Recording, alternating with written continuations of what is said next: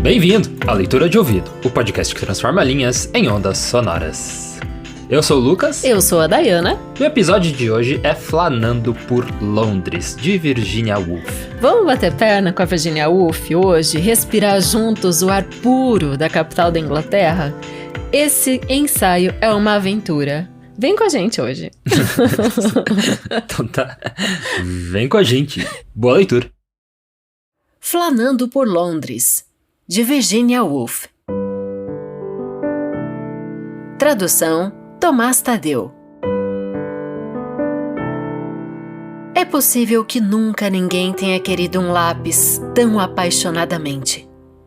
Mas há circunstâncias em que pode se tornar muitíssimo desejável possuir um desses objetos. Ocasiões em que estamos determinados a comprar alguma coisa. Um pretexto para caminhar pela metade de Londres entre o chá e o jantar.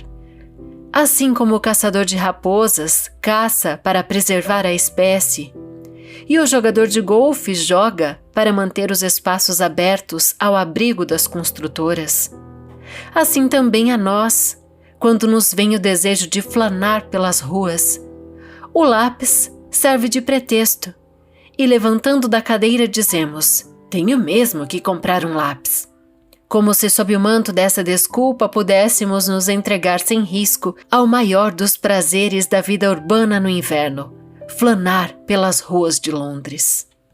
A hora deve ser à tardinha, e a estação, o inverno. Pois no inverno, a luminosidade cor de champanhe do ar e a sociabilidade das ruas são adoráveis. Não somos então atormentados como no verão, pela saudade da sombra e do sossego e dos aprazíveis ares dos campos de feno. O entardecer nos permite, além disso, desfrutar da irresponsabilidade que a escuridão e a luz da lâmpada nos conferem. Não somos mais exatamente o que somos, quando, num bonito fim de tarde, entre as 4 e as 6 horas, colocamos os pés fora de casa.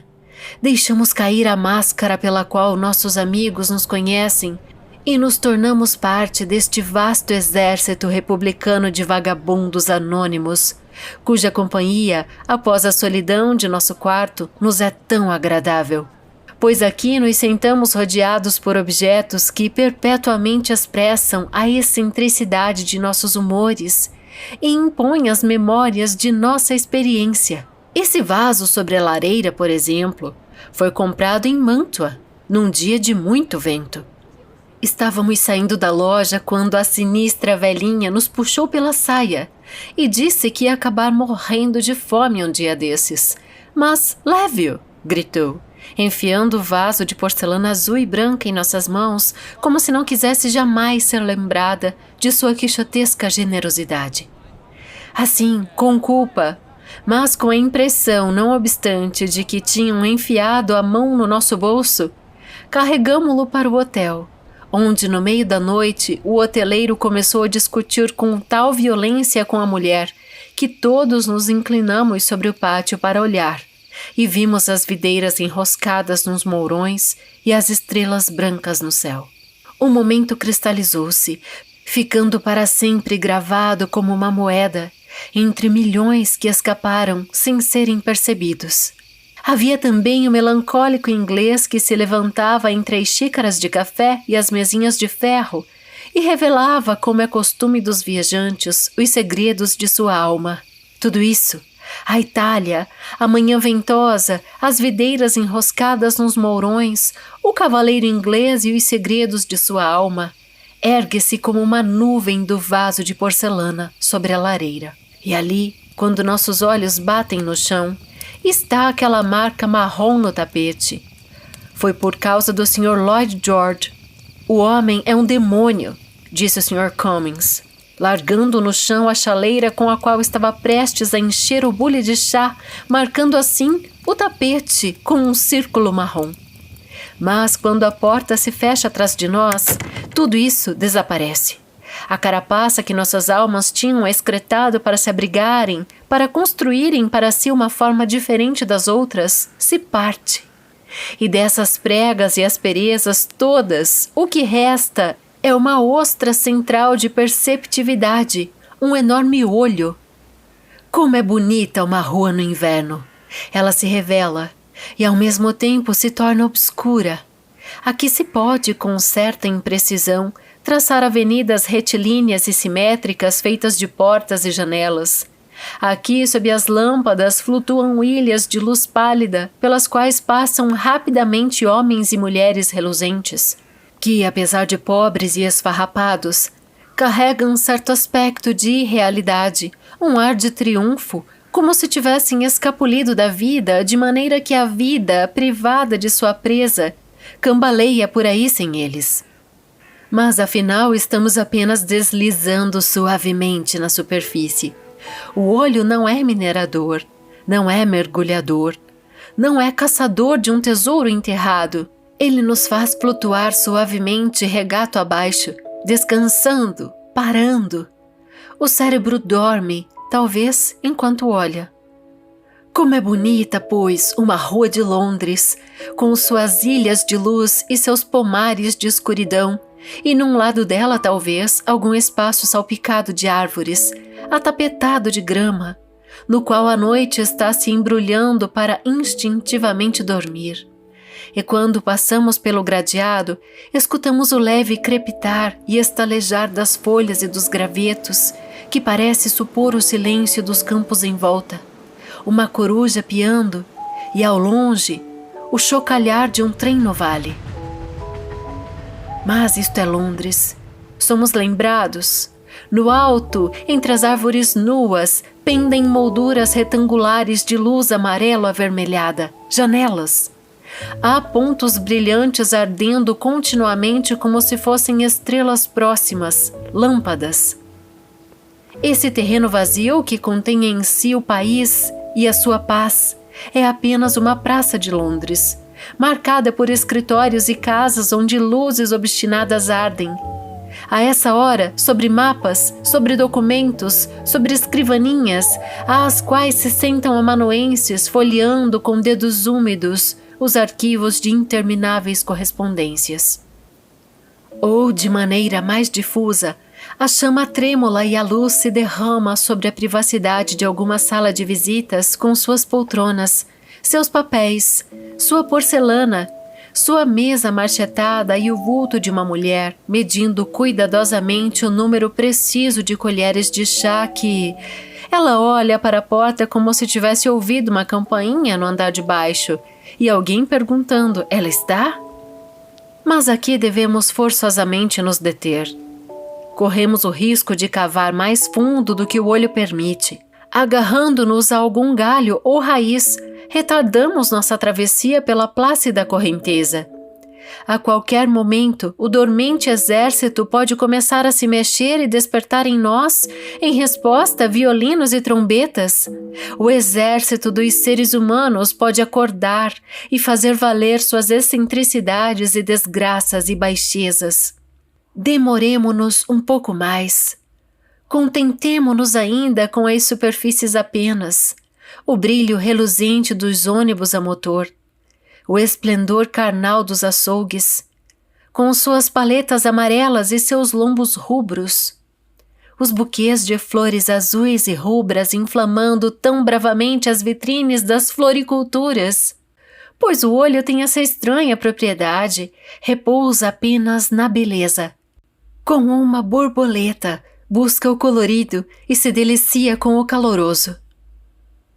Numa noite de inverno como esta, quando a natureza se esforça para se arrumar e se enfeitar, ele traz de volta os mais belos troféus, rompe pequenos grumos de esmeralda e coral, como se a terra toda fosse feita de pedras preciosas. O que ele não pode fazer, estamos falando do olho comum, não profissional, é compor esses troféus de uma maneira que ressalte as arestas e as relações mais obscuras.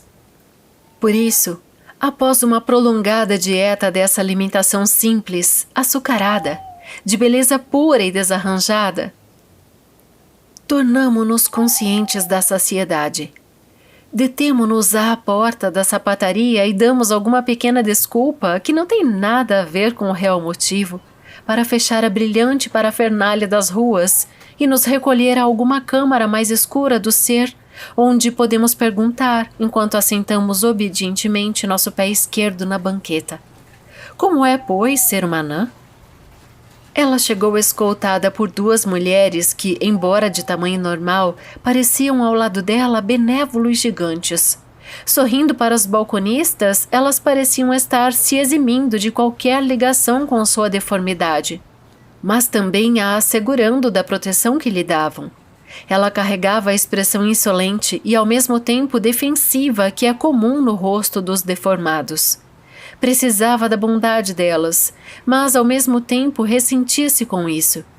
Mas quando a balconista foi convocada e as mulheres gigantes, sorrindo indulgentemente, perguntaram por sapatos para esta senhora, e a moça empurrou a banqueta para sua frente, a anã apresentou o pé com uma impetuosidade que parecia exigir toda a nossa atenção. Vejam isto! Vejam isto!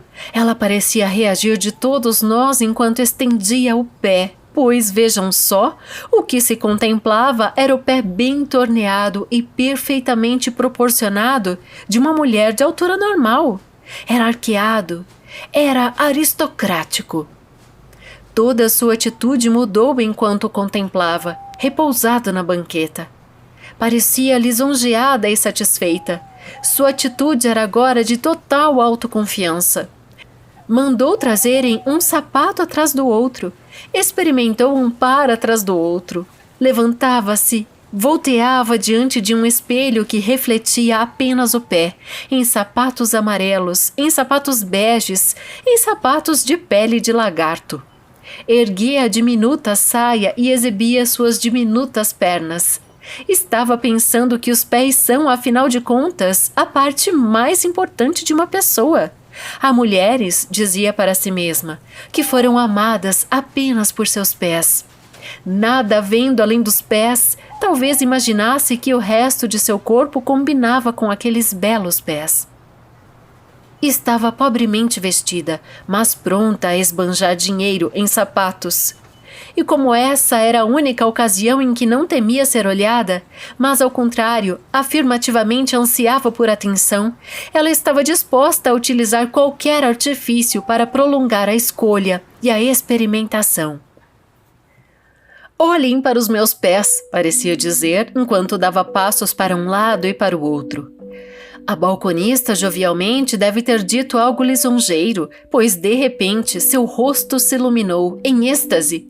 Mas afinal, as mulheres gigantes, por mais benevolentes que fossem, tinham seus próprios assuntos a tratar. Ela devia se resolver, devia fazer sua escolha. Finalmente, o par foi escolhido, e enquanto saía entre suas guardiãs, com o pacote balançando nos dedos, o êxtase desvanecia-se. A lucidez retornava. A antiga insolência e o antigo ar defensivo estavam de volta, e quando chegou novamente à rua, tinha se tornado de novo apenas uma anã. Mas ela mudara o clima, criara uma atmosfera que, enquanto a seguíamos em direção à rua, parecia na verdade produzir o corcunda, o torto, o deformado. 2 homens barbudos, aparentemente irmãos, cegos por completo, que se arranjavam com a ajuda de um garoto em cuja cabeça apoiavam a mão. Marchavam rua abaixo.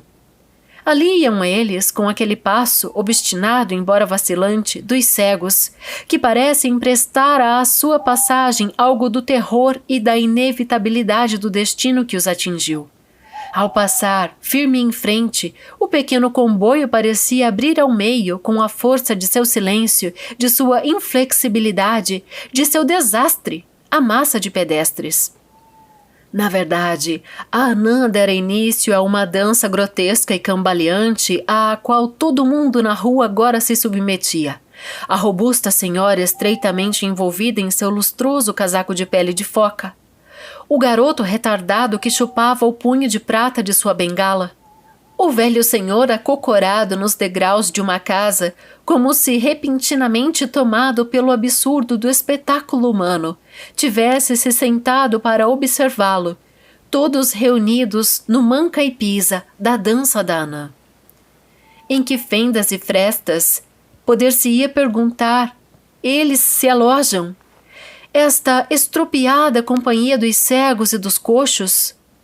Aqui, talvez, nos quartos do último andar dessas velhas e estreitas casas em Holborn e Sorro, onde as pessoas têm nomes tão estranhos e praticam ofícios tão curiosos, são batedores de ouro, são plissadores de acordeões, cobrem botões ou ganham a vida ainda mais excentricamente com o comércio de conjuntos de xícaras e pires, de cabos de porcelana para guarda-chuvas e de pinturas de santos mártires ricamente coloridas. Ali eles se alojam e tem-se a impressão de que a senhora de jaqueta de pele de foca, ao passar as horas do dia com o plissador de acordeões ou com o homem que cobre botões, deve achar a vida tolerável. Uma vida tão fantástica não pode ser inteiramente trágica. Eles não guardam ressentimentos de nós, de nossa prosperidade. É o que gostaríamos de pensar, quando, de repente, virando a esquina, damos de cara com um judeu barbudo, perturbado, roído de fome, os olhos faiscando sua desgraça. Ou passamos pelo corpo curvado de uma velha atirada no degrau de um prédio público, com uma capa por cima como se fosse um pano velho, apressadamente jogado sobre um cavalo ou um burro morto. Diante dessas visões, os nervos da espinha parecem se eriçar, um súbito clarão se agita em nossos olhos. Faz-se uma pergunta que nunca é respondida. São muitas as vezes em que esses coitados escolhem ficar a não mais que 2 passos de distância dos teatros, numa proximidade tal dos realejos que o som ainda lhe chega aos ouvidos. Tão perto, à medida que a noite avança, dos convivas e dançarinos que quase podem tocar os seus casacos cobertos de lantejoulas e as suas pernas cintilantes. Ficam próximo daquelas vitrines onde o comércio oferece a uma multidão de velhas jogadas nos degraus, de cegos, de anões cambaleantes, sofás, que são sustentados pelos pescoços dourados de soberbos cisnes, mesas marchetadas, cobertas com cestas de uma variedade de frutas coloridas, aparadores de mármore verde para melhor sustentar o peso das cabeças de javalis, e tapetes tão desbotados pelo tempo que os cravos de seu desenho quase se diluíram no mar de um verde esmaecido. Ao passarmos, ao olharmos, tudo nos parece acidentalmente, mas miraculosamente salpicado de beleza, como se a maré de comércio, que deposita sua carga tão pontual e prosaicamente sobre as praias de Oxford Street, não tivesse nesta noite depositado senão tesouros. Sem nenhuma intenção de comprar, o olho é travesso e generoso. Ele cria, ele enfeita, ele amplia. Parados no meio da rua, podemos erigir os aposentos de uma casa imaginária e mobiliá-los ao nosso bel prazer com sofás, mesas, tapetes. Este tapete ficará bem na entrada. Este vaso de alabastro será posto sobre uma mesa entalhada junto à janela. Nossa cara de alegria irá se refletir neste espelho redondo e espesso. Mas, tendo construído e mobiliado a casa, não temos felizmente nenhuma obrigação de tomar posse dela. Podemos desmanchá-la num piscar de olhos e construir e mobiliar uma outra com outras cadeiras e outros espelhos, ou nos fartamos nos joalheiros de antiguidades, entre as bandejas de anéis e os colares pendurados. Escolhamos estas pérolas, por exemplo, e então imaginemos como a vida seria outra se as usássemos. De repente, são 2 ou 3 horas da madrugada. As luzes ardem muito brancas nas ruas desertas de Mayfair. Apenas carros a motor estão na rua a esta hora e temos uma sensação de vazio, de leveza, de alegria solitária. Portando pérolas, vestindo seda, caminhamos até um terraço que dá para os jardins de uma dormente Mayfair. Há umas poucas luzes nos quartos de grandes pares do reino que voltam da corte, de lacaios de meias de seda, de velhas damas que apertaram as mãos de estadistas. Um gato desliza pelo muro do jardim. Sibilantemente, sedutoramente, por detrás de grossas cortinas verdes, faz-se amor nos lugares mais escuros do quarto. Andando calmamente como se estivesse passeando por uma elevação sob a qual se estendem, banhados pela luz do sol, os domínios e os condados da Inglaterra. O envelhecido primeiro-ministro conta para a Lady Fulana de Tal, com seus cachos e esmeraldas, a verdadeira história de alguma grande crise nos negócios do país. Parece que estamos montados no mastro mais alto do mais alto dos navios, mas ao mesmo tempo sabemos que nada disso importa. O amor não é vivido desse jeito. Tampouco é desse jeito que os grandes feitos se consumam. Assim, debruçados sobre o terraço, observando o gato banhado pela luz da lua deslizar pelo muro do jardim da princesa Mary, brincamos com um momento e nele nos deleitamos com preguiça. Mas o que poderia ser mais absurdo? Tudo se passa, na verdade, enquanto batem as 6 horas. É uma tardezinha de inverno. Caminhamos pela Strand para comprar um lápis. Como então estamos também num terraço usando pérolas em junho? O que poderia ser mais absurdo? Mas a loucura é da natureza, não nossa. Quando se debruçou sobre a grande obra-prima, a fabricação do homem, ela deveria ter pensado numa única coisa. Em vez disso, virando a cabeça, olhando por sobre os ombros, em cada um de nós ela deixou infiltrar instintos e desejos que estão em total desacordo com o ser central do homem, de tal sorte que somos raiados, mesclados, uma mistura só. As cores se espalharam. O verdadeiro eu é este que está na rua em janeiro ou é aquele que se debruça sobre o terraço em junho? Estou aqui ou estou lá? Ou o verdadeiro eu não é nem este nem aquele, não está nem aqui nem lá, mas é algo tão variado e errante que é apenas quando damos rédea aos seus desejos e o deixamos seguir seu caminho livremente que somos verdadeiramente nós mesmos. As circunstâncias impõem a unidade. Por conveniência, um homem deve ser um todo. O bom cidadão, quando entra em casa no final da tarde, deve ser um banqueiro, um jogador de golfe, um marido, um pai. Não um nômade errando pelo deserto, um místico contemplando o céu, um libertino nos cortiços de São Francisco, um soldado liderando uma revolução, um pária gemendo de descrença e solidão. Quando entra em sua casa, ele deve, como o resto, passar os dedos pelos cabelos e largar o guarda-chuva no vestíbulo. Mas aqui, e já não era sem tempo, estão os sebos. Aqui encontramos ancoragem nessas contracorrentes do ser. Aqui recuperamos o equilíbrio após os esplendores e as misérias das ruas. A própria visão da mulher do livreiro com o pé na grade da lareira, sentada ao lado de um bom fogo alimentado a carvão, protegida da porta, é tranquilizante e animadora. Ela nunca lê, ou lê apenas o jornal, sua conversa, quando não está vendendo livros, coisa que ela faz muito alegremente, é sobre chapéus. Ela gosta que um chapéu seja prático, diz ela, além de bonito. Ah, não! Eles não moram no estabelecimento, eles moram em Brixton. Ela precisa ter um pouco de verde para olhar. No verão, um vaso de flores cultivadas no seu próprio jardim é colocado em cima de alguma pilha empoeirada para dar vida à livraria. Os livros estão por toda parte e nos invade sempre a mesma sensação de aventura. Livros usados são livros à solta, livros sem teto. Eles se juntaram em vastos bandos de plumagem mesclada e têm um encanto que os livros da biblioteca não têm. Além disso, nessa aleatória e heterogênea companhia, podemos dar de cara com algum completo estranho que, com sorte, se tornará o melhor amigo que temos no mundo. Há sempre a esperança, enquanto alcançamos algum livro esbranquiçado de uma prateleira superior, atraídos por seu ar de desleixo e de abandono, de nos encontrarmos aqui com um homem que se pôs na garupa de um cavalo 100 anos atrás para explorar o mercado de lã na região de Midlands ou no país de Gales.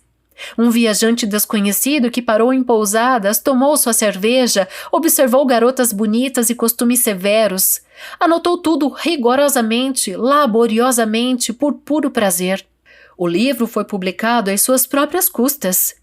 Ele era infinitamente prosaico, minucioso e terra a terra, e deixemo-lo assim misturar-se, sem que ele o saiba, ao próprio cheiro da malva rosa e do feno, juntamente com um retrato tal de si próprio que lhe dê, para sempre, um assento num lugar quentinho junto ao fogo da lareira da mente. Podemos agora comprá-lo por 18 pennies. Está marcado como custando 3,5 shillings, mas a mulher do livreiro, vendo que as capas estão gastas e que o livro está ali há muito tempo, desde que foi comprado em algum leilão da biblioteca de um cavaleiro de Suffolk, deixará que o levem por aquela quantia. Assim, passando os olhos pela livraria, fazemos outras dessas súbitas e caprichosas amizades com o ignoto e o desaparecido, cujo único registro é por exemplo, este pequeno livro de poemas, tão bem impresso e estampando um primoroso retrato do autor. Pois ele era poeta e morreu prematuramente afogado, e seu verso, por medíocre que seja e formal e sentencioso, emite ainda um som fraco e aflautado como o de um realejo tocado, designadamente, em alguma ruela ao longe por um velho italiano agasalhado numa jaqueta de veludo. Há também as viajantes, em fileiras e mais fileiras de livros, ainda dando testemunho, indômitas solteironas que eram, dos desconfortos por que passaram e dos poentes que admiraram na Grécia, quando a rainha Vitória era menina. Um passeio pela Cornualha, com uma visita às minas de estanho, foi considerado digno de volumoso registro. As pessoas subiam o remo lentamente e faziam retratos umas das outras em tinta nanquim, sentadas no convés, lendo um livro ao lado de um rolo de corda. Mediam as pirâmides, ficavam longe da civilização por anos. Convertiam negros em longínquos e pestilentos pântanos.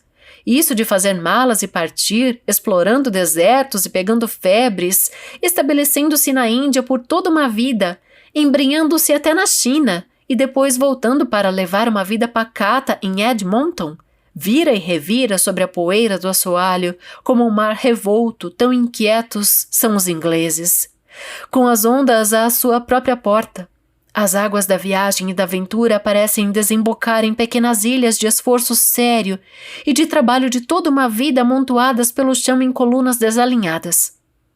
Nessas pilhas de encadernação castanho-avermelhada, com monogramas dourados na contracapa, clérigos pensativos expõem os evangelhos.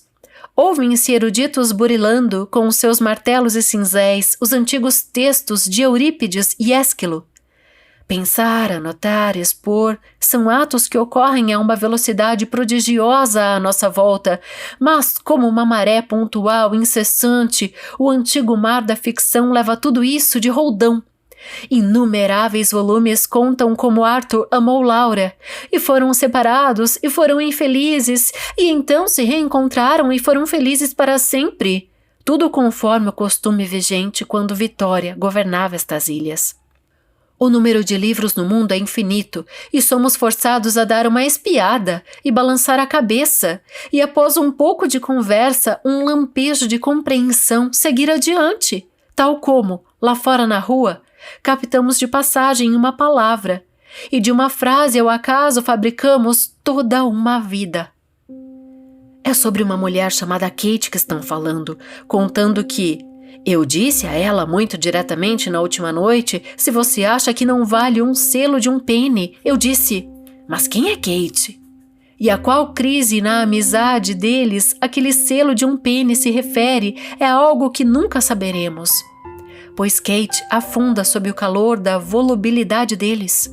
E aqui, na esquina da rua, outra página de um volume da vida se abre pela visão de dois homens, conferenciando sob o poste de luz. Estão destrinchando o último despacho do hipódromo de Newmarket, nas notícias de última hora.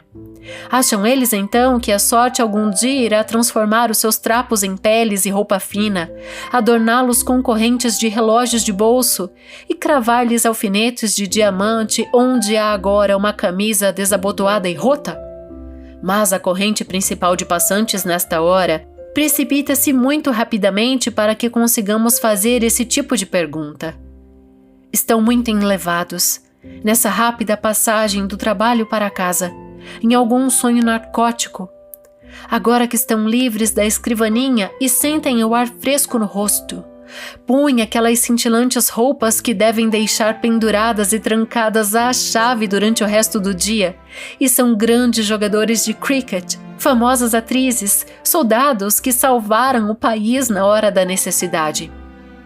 Sonhando, gesticulando, muitas vezes proferindo umas poucas palavras em voz alta, eles se precipitam pela Strand e pela Waterloo Bridge, de onde serão atirados em longos e chacoalhantes trens, para serem depositados em algum sóbrio e pequeno chalezinho em Burns ou Surbiton, onde a visão de um relógio de parede no corredor de entrada e o aroma da ceia no andar de baixo acaba com o sonho.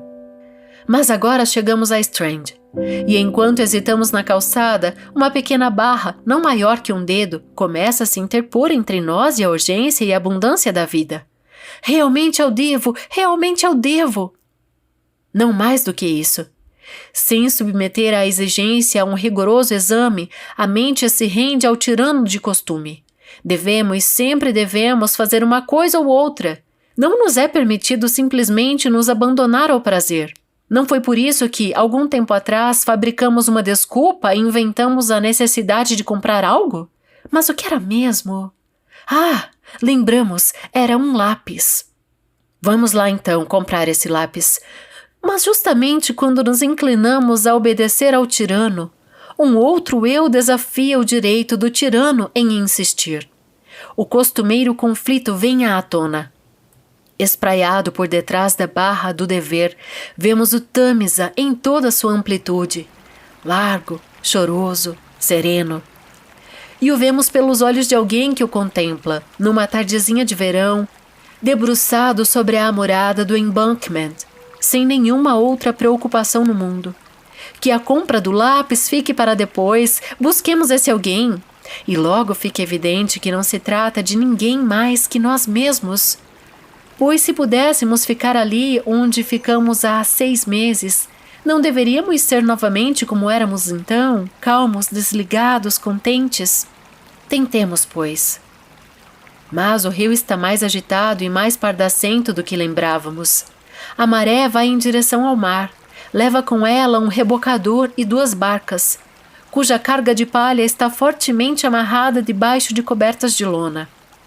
Há também perto de nós um casal que se debruça sobre o parapeito com a curiosa falta de autoconsciência própria dos amantes, como se a importância do caso que estão tendo exigisse, sem nenhuma dúvida, a complacência da raça humana. As vistas que vimos e os sons que ouvimos não têm nenhuma das qualidades do passado. E nós tampouco temos a serenidade da pessoa que 6 meses antes estava precisamente onde estamos agora. A dela é a da felicidade da morte, a nossa a da insegurança da vida. Ela não tem nenhum futuro, o futuro invade até mesmo a nossa paz. É apenas quando contemplamos o passado e lhe retiramos o elemento de incerteza que podemos desfrutar da paz perfeita. Tal como são as coisas. Devemos cruzar a Strand outra vez. Devemos encontrar uma loja onde, mesmo a esta hora, estejam dispostos a nos vender um lápis. É sempre uma aventura entrar num lugar pela primeira vez, pois as vidas e os personagens de seus donos aí deixaram a sua atmosfera e assim que entramos nos deparamos com uma nova onda de emoção. Aqui, nesta papelaria, havia sem dúvida gente discutindo. Sua raiva permeava o ar. Os 2 se interromperam. A velha senhora, evidentemente, era um marido e mulher. Retirou-se para uma sala nos fundos. O velho senhor, cuja testa roliça e cujos olhos globulosos teriam ficado bem no frontispício de algum fólio elisabetano, ficou ali para nos atender. Um lápis, repetia. Com certeza, com certeza. Falava com o jeito distraído, mas efusivo de alguém cujas emoções tivessem sido incitadas e depois estancadas no seu auge. Começou a abrir caixas e mais caixas e a fechá-las em seguida.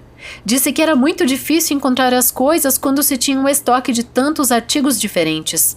Depois começou a contar a história de algum cavalheiro do ramo advocatício que tinha se metido em grandes dificuldades por causa da conduta da esposa. Ele o conhecia de anos, esteve ligado ao Temple por meio século, disse ele, como se quisesse que a mulher na sala dos fundos o escutasse. Depois derrubou uma caixa de atilhos de borracha.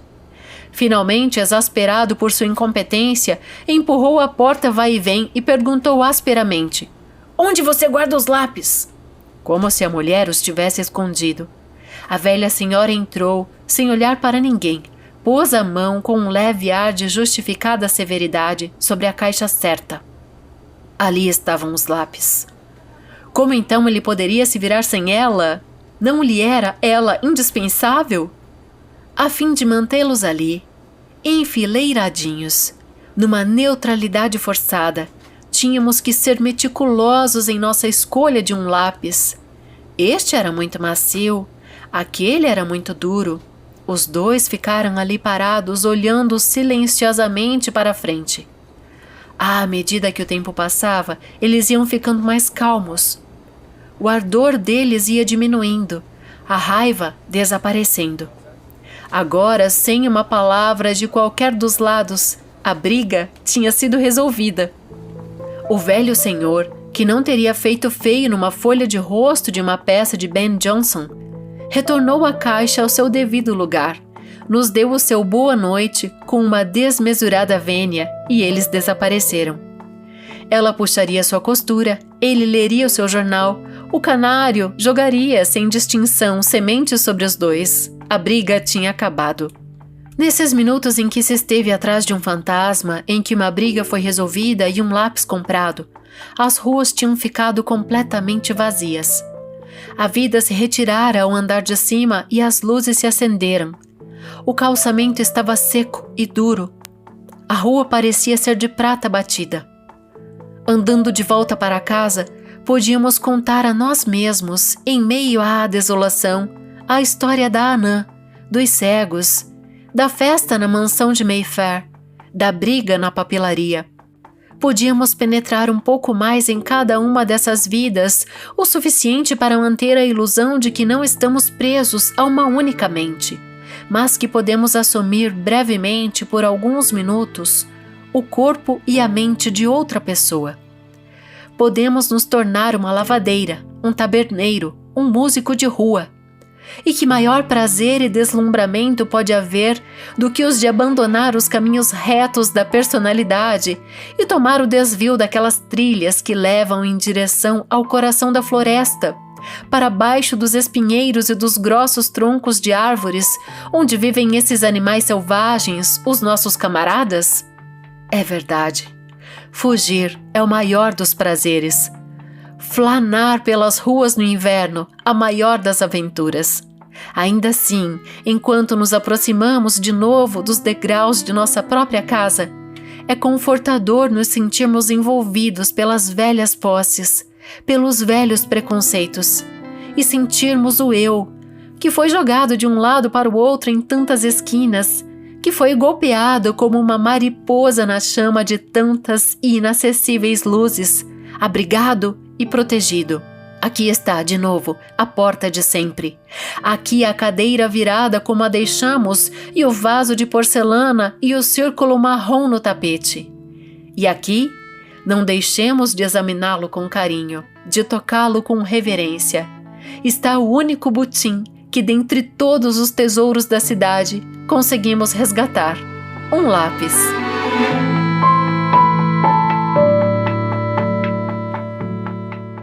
E esse foi Flanando por Londres, de Virginia Woolf. Lembrando que esse texto é um ensaio.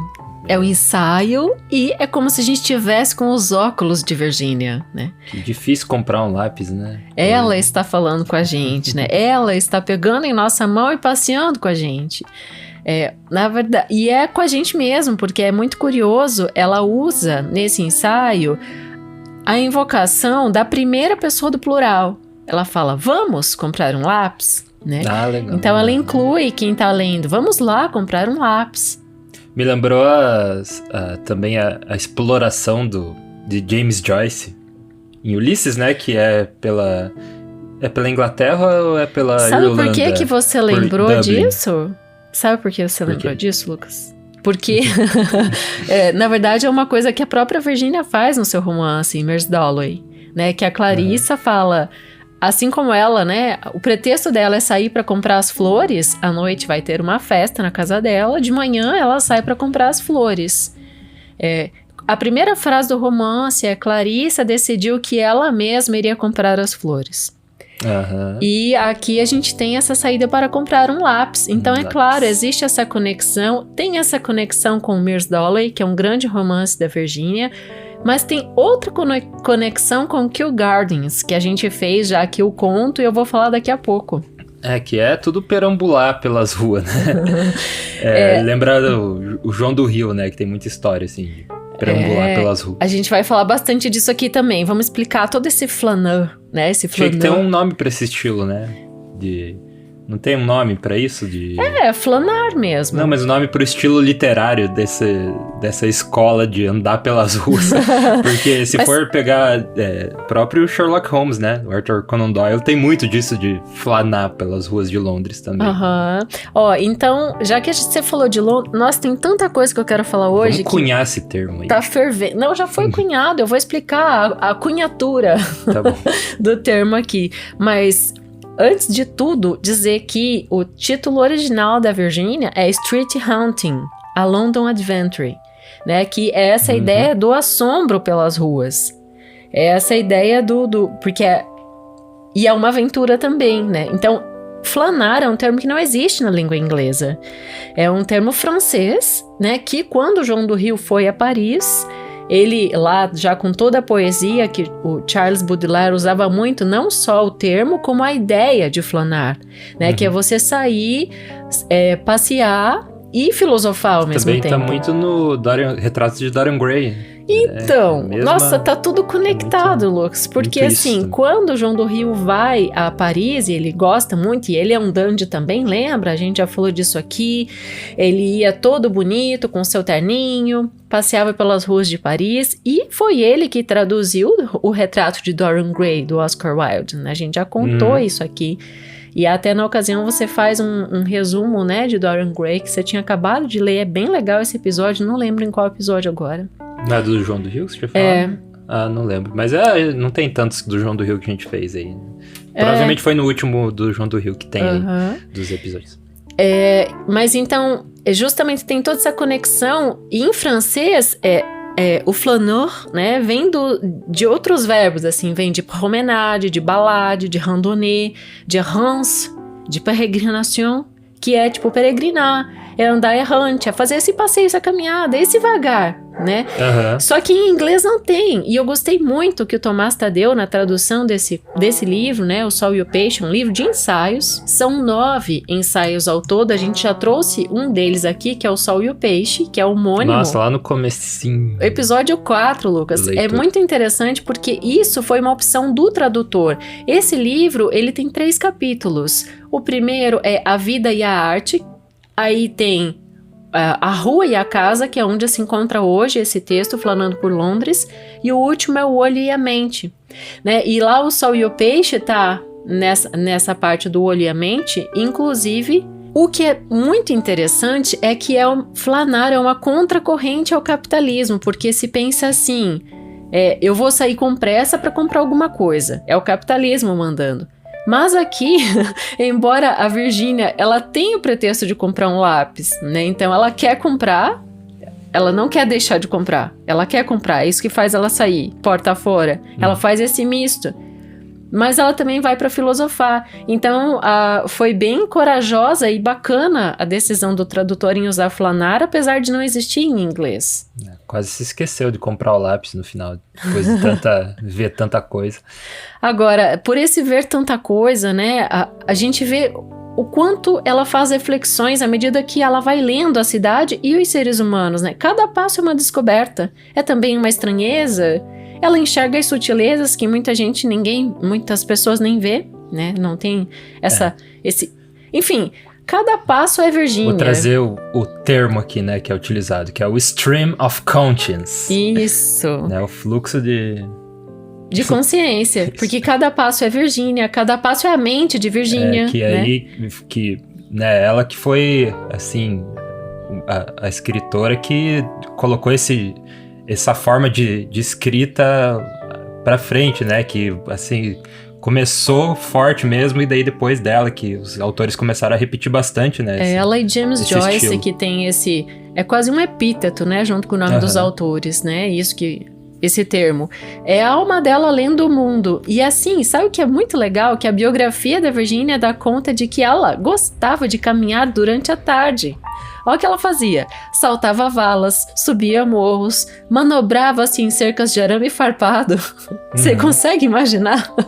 Eu achei sensacional e, de fato, ela gostava de sair caminhar assim. Esse texto, ela já vaticina de cara. A melhor época para flanar por Londres é no inverno. E o melhor horário é entre as 16 e as 18 horas, para curtir esse entardecer e esse início da noite. O de tardezinha, e também fazer essa observação das casas, né? Eu também vejo. Que é uma coisa assim, todo mundo... me veio muita sensação de quando você acorda muito de madrugada, assim, tipo 5 horas da manhã ou 4:30, daí você tem aquela impressão, eu estou acordado e a maioria das outras pessoas estão dormindo, né? E isso que ela faz do fim da tarde é como se fosse todo mundo chegou em casa e tá descansando e eu saí e tô aqui batendo perna, né? Então essa inversão, né, que faz você ter um ponto de vista diferente, né? Em vez de ela estar em casa ali descansando como todo mundo, ela tá na rua Quando e observando. Escurece, ela fala, a vida toda está no segundo andar. Que tipo, as pessoas fecharam seus comércios ali na frente, subiram pra casa. E daí quando ela olha para as fachadas das casas, eu achei, assim, quando ela diz que são molduras retangulares de luz amarela avermelhada, ela tá se referindo às janelas. E quando ela fala pontos brilhantes ardendo continuamente como se fossem estrelas, ela tá falando das lâmpadas. Né? Então é toda uma forma invertida de colocar esse passeio meticuloso por Londres. Vou trazer aqui mais uma coisa que ela mesma colocou, é uma viagem para o fogo da lareira da mente. Eu gostei muito desse termo que a Virgínia usa no próprio texto, né? E os momentos vão se cristalizando também, porque ela guarda uma cena na memória, como quando olha para aquele vaso chinês e lembra de toda uma questão por trás daquilo. E quando chega no Tamisa também, que eles observam, e daí lembra do passado e como tudo mudou, né? E esse peso que vem junto com o viver, né? Então é bem contemplativo. Ela olha pra ela mesma 6 meses atrás, né? Isso você pensar incrível. Que é 6 meses atrás, né? Não é nem tanto tempo assim.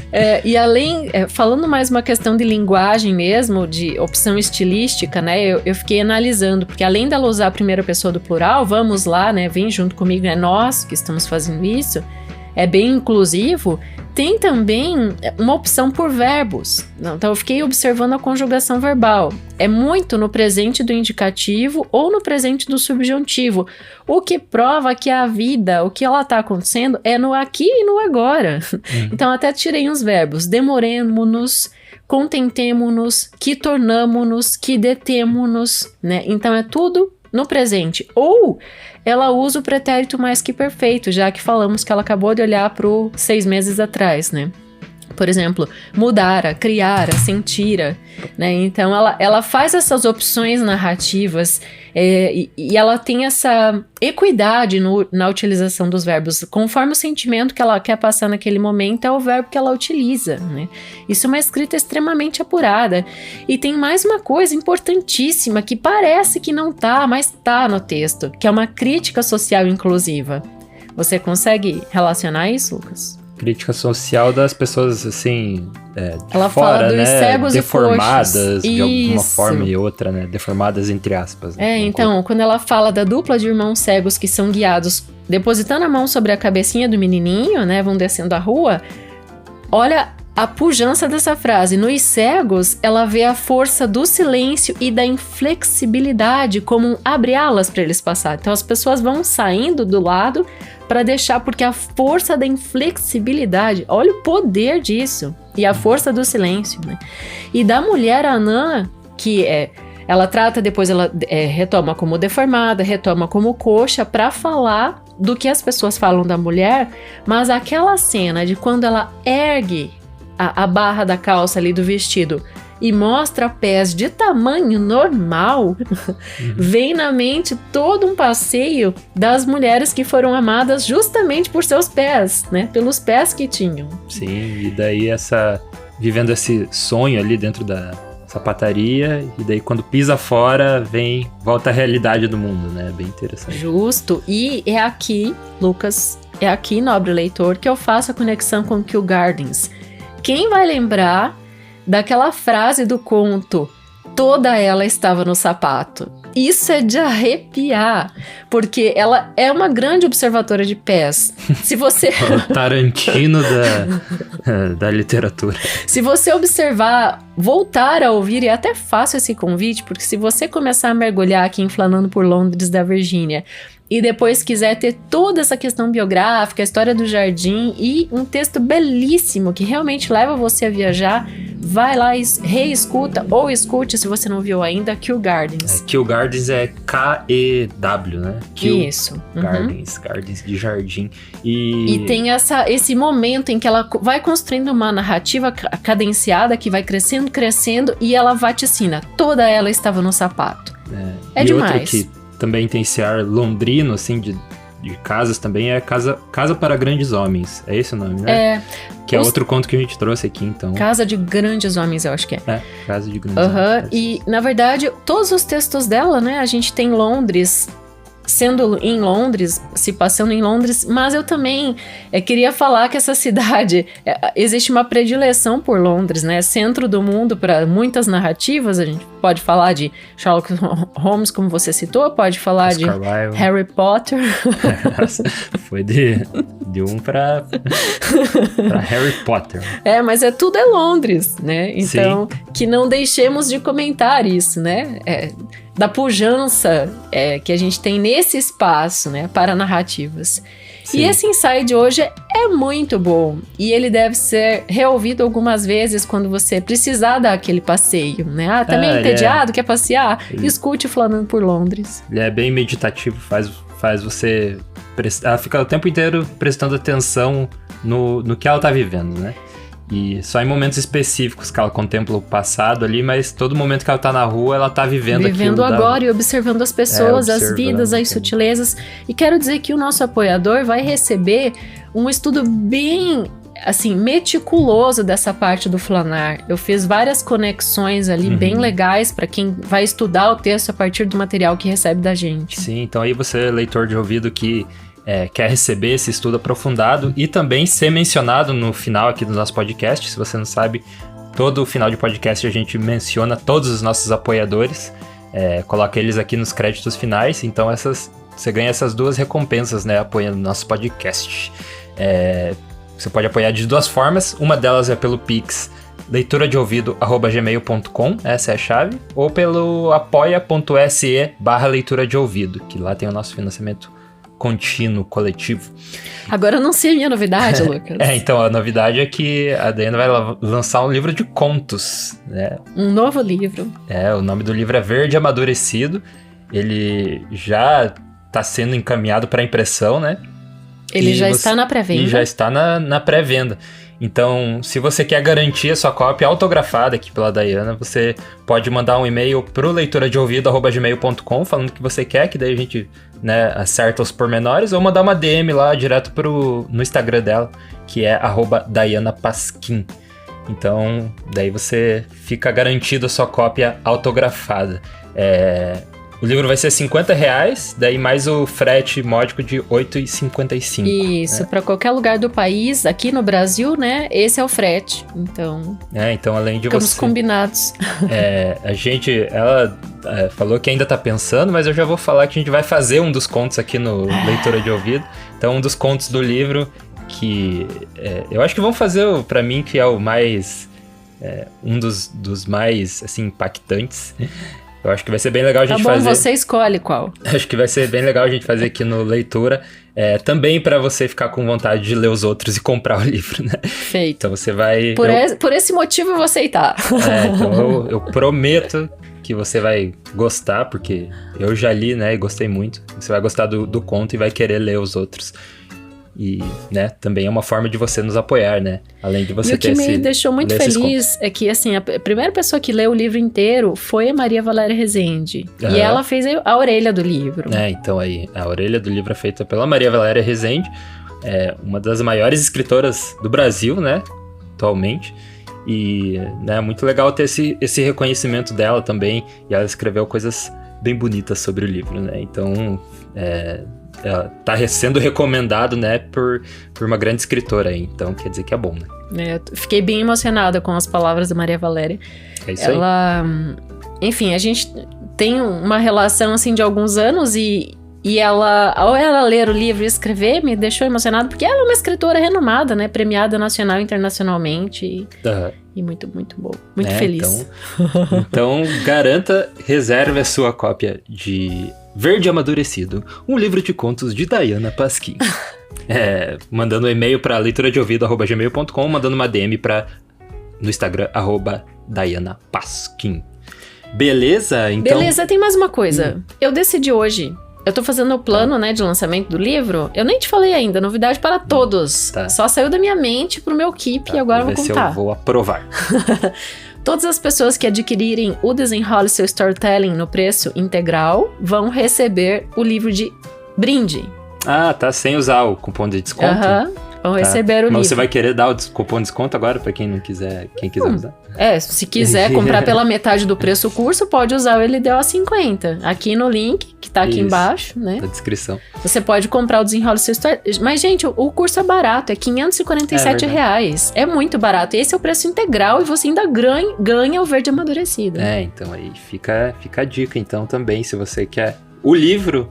E você também quer fazer o curso de Storytelling da Diana, onde ela ensina você a usar histórias no seu dia a dia, né? Como você pode usar em reunião, ou no seu trabalho, ou em casa, ou contando história para os amigos, enfim. Você vai aplicar em toda a sua vida, né? Storytelling, com o conhecimento dela, né? De fazer histórias, né? De construir histórias. Então, você vai poder ter esse super poder aí nas suas mãos fazendo o curso Desenrole Seu Storytelling. Os links estão todos aí embaixo na descrição, então fica à vontade ali para descer e ver quais dessas opções você vai escolher. Isso aí.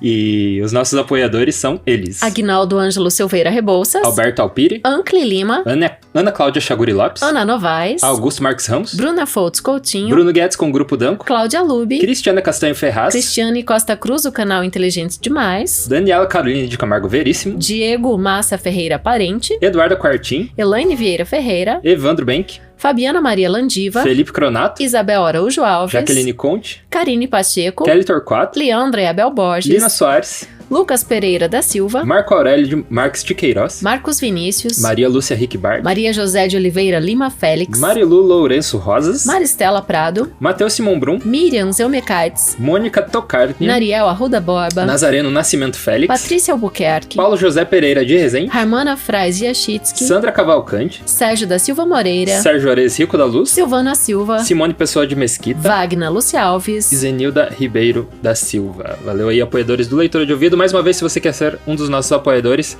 é em leituradeouvido@gmail.com, essa é a chave Pix, ou pelo link apoia.se/leitura de ouvido. Na dúvida, tá tudo aí na descrição. E falar que tem episódios que eu venho aqui nas notas de rodapé, que eu participo, tem outros que não. Então, conforme vai indo, eu vou participando. Não sei se minha participação também agrega muito valor, né? Com certeza. Ao podcast. Eu fico louca de faceira. mas sempre que possível, eu vou também estar aqui nos episódios. Pra mim, quando você vem, a coisa fica menos séria. A gente brinca mais no microfone. Eu, quando falo sozinha, eu jogo só as análises, né? Então, Aquele leitura de ouvido moleque, né? Com toda aquela... malemolência. toda aquela... flanação, toda aquela flanagem. Você não me deixa nem falar, tá vendo? E tem mais uma coisa. Para alguns lugares, para alguns países francófonos, como o Canadá, flanar tem uma conotação francófonos negativa. Quer dizer que tem língua francesa no... Tá. Nossa, aprendi uma coisa nova. Tem conotação negativa, que tem ideia de andarilho. Então, é muita cultura. Tudo isso vai pro nosso apoiador, muitas informações. E para João do Rio, flanar é ser vagabundo mesmo. E refletir. É ser basbaque e comentar. Ter o vírus da observação ligado ao da vadiagem. E ele falou isso, tá entre aspas aqui. Ele era o boêmio, né? O legítimo boêmio malandro brasileiro. É isso aí, a gente vê na próxima leitura. Direção e narração, Dayana Pasquim. Edição, artes de capa e trilha sonora de abertura, de Lucas Piasecki. Produção, Roca Studios. Avalie no Spotify e na Apple Podcasts. Siga para não perder os próximos episódios. Inscreva-se em youtube.com/leitura de ouvido. Siga no Instagram Leitura de Ouvido. Fale com a gente no leituradeouvido@gmail.com. E a gente te vê na próxima leitura.